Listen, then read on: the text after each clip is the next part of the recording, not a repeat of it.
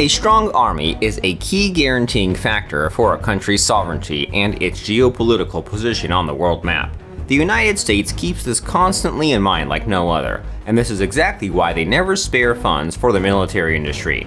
The country's defense complex is constantly surprising enthusiasts of military equipment with its breakthrough projects. But, despite this, significant attention is also paid to modifying what is already in the combat arsenal. In this video, we'll be introducing you to yet another modification of the Boeing F-15EX Eagle II fighter. This story began back in 1962, when aircraft designers had only just begun to think about the appearance of the future fourth-generation fighter.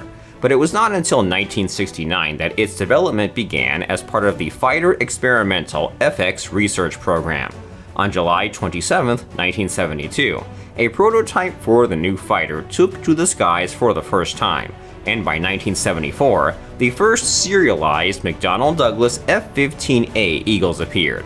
Since then, the fighter has undergone many modifications and has become a favorite of many pilots. The latest version of the combat vehicle, the Boeing F-15EX Eagle II, has caused more excitement among aviation enthusiasts than any other aircraft. But let's not get too ahead of ourselves. First, we'll cover how the oldest fighter became new, and what path it had to take to become the second Eagle. Perhaps some might say, why spend money and time on the improvement and production of fourth-generation fighters, if the United States has already long since launched a series of fifth-generation winged aircraft? But let's not forget that, first off, each model and generation has its own tasks. Secondly, in most countries, the fourth generation is successfully utilized, which means that these old men can still hold their own in battle. The Lockheed Martin F-22 Raptor was designed to gain air superiority. The Lockheed Martin F-35 Lightning II is effective at reconnaissance and pinpoint strikes, and the F-15EX is a great missile carrier, bomber, and drone carrier all rolled into one. Of course, the F-15EX also performs other related tasks as well. Where necessary, it will work well as an interceptor and an escort fighter in the group tactics of air battles. Naturally, no one is going to oppose the second Eagle F-22 and F-35, but these combat vehicles find their application at different times and in different sequences.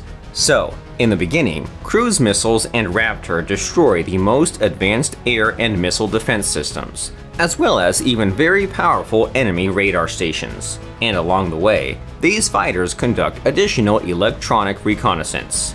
Then the Lightning IIs conduct air defense sweeps throughout the theater. At this point, the F-22s are organizing air supremacy along with clearing the airspace. After that, it's the F-15EX's turn with its payload capacity of 14.33 US tons. Under the general air cover of the Raptors, it destroys ground targets, clusters of armored vehicles, troops, warehouses, and the like. Here they are often assisted by the remaining General Dynamics F-16 Fighting Falcon light fighters, and then the outwardly unsightly Fairchild Republic A-10 Thunderbolt II attack aircraft, combat aircraft, and attack helicopters carry out the so-called final sweep of mobile, small, and single targets. Generally speaking, the F-15EX can carry dozens of small-diameter bombs, as well as launch missiles and use bombs with a high penetration ability to destroy buried targets. As you can see, the second Eagle should not be abandoned. Not only can it significantly help the fifth-generation fighters in saving flight resources, but also work very effectively on its own in countries where there is no serious air defense. This is proven by the US Air Force's 200-unit order of the F-15EX.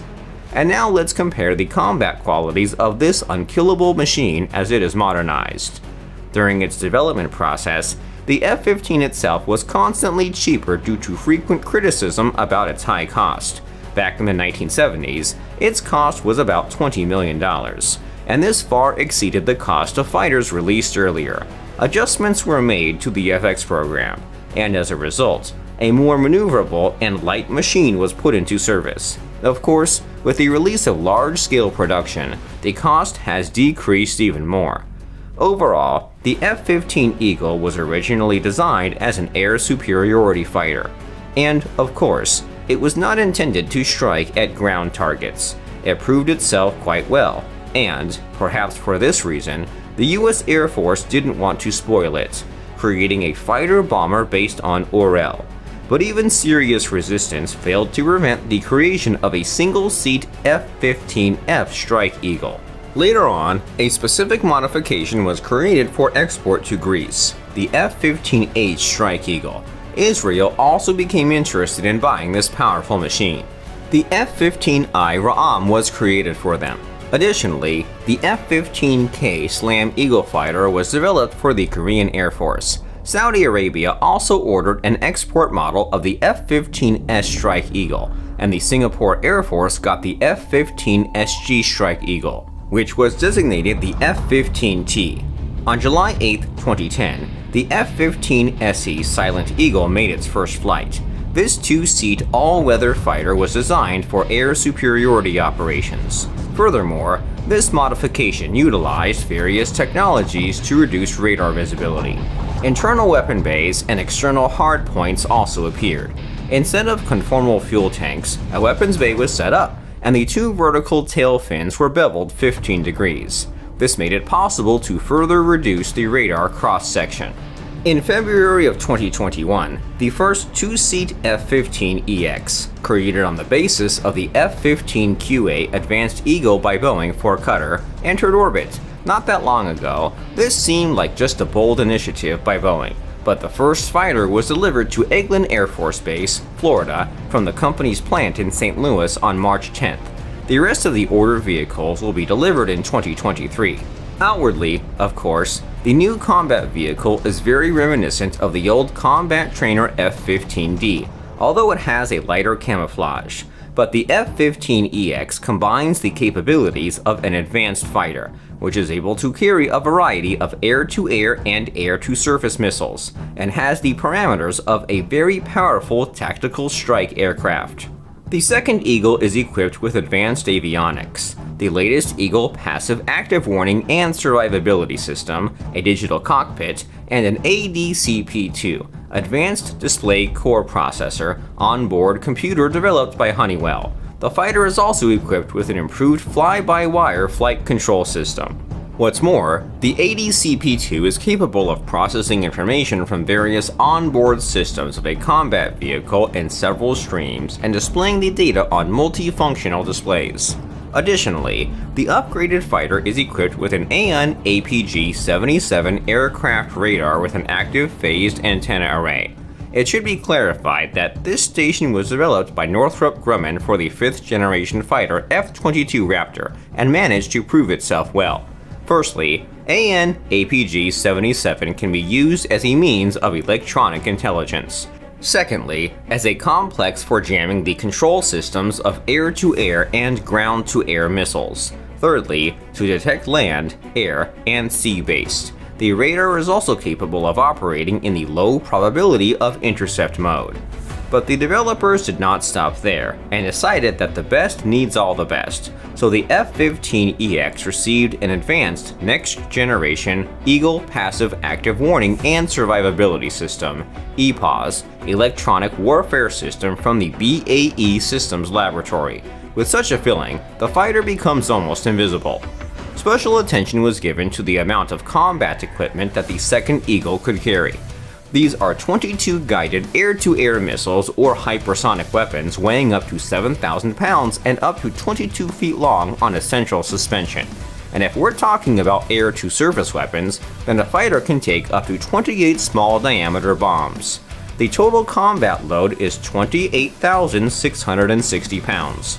For comparison, the best 4th generation fighter of the Russian Air Force, the Su-35S, it's only 17,637, and for the Eurofighter Typhoon, which claims to be the best European fighter, it's even less, 16,534.7. It's quite possible that the F-15EX might be armed with an Air-Launched Rapid Response Weapon, ARRW, or Hypersonic Air-Breathing Weapon Concepts, HAWC, hypersonic missiles worthy of separate discussion. As you can see, Boeing ended up with an Eagle with an attitude, or rather a whole flying arsenal. How much did this updated monster cost the US Air Force? In the summer of 2020, Boeing signed an agreement for the production and supply of the so-called Launch Small series, a total of 8 combat vehicles. The total amount for the contract was $1.2 billion, while the cost of one F-15EX fighter and spare parts for it is about $90 million. It would seem that the rest of the funds were provided for additional contracts for maintenance and weapons. For comparison, the serial McDonnell Douglas F-15 Eagle cost the Army $27.9 million back in 1998. But it is worth considering both the parameters of the updated version and the fact that production models will cost much less. In total, there are plans to purchase at least 144 updated Eagles, which will replace the F-15CD fleet. The second batch of F-15EX fighter jets is scheduled for delivery to Kingsley Field Air National Guard Base, Oregon, in fiscal year 2024. There are also plans to deploy a site for pilot training here. The third batch will be delivered to the base in Portland in 2025. As you can see, the fourth generation of fighters has not yet been forgotten and has even received a second rebirth, although many predicted a different fate for them. After all, the last F-15E fighter was put into service with the US Air Force back in 2001, and the Lockheed Martin F-16 in 2005. What's the reason for such a decision? The answer is obvious from their quote from EX Program Manager Colonel Sean Dorey. With its large armament, digital highway, and open architecture, the F-15EX will be a key element of our tactical fighter fleet and complement the 5th generation. Additionally, it's capable of carrying hypersonic weapons, giving it a niche role in future peer-to-peer conflicts. It would seem that this is a rather flattering assessment for the vehicle, which at one time was already considered to be just extra equipment, with reliance being more on 5th generation fighters. In your opinion, does the updated version have the advantage of having the largest payload, or is the F-35 simply too fanciful and prone to breaking down? Would this be why the US Air Force has focused on the production of an upgraded F-15, which, compared to the Lightning II, looks much more reliable and practical? Share your opinion in the comments below. And if you enjoyed this video, please leave a like and subscribe to the channel for more content like today's. See you in the next one.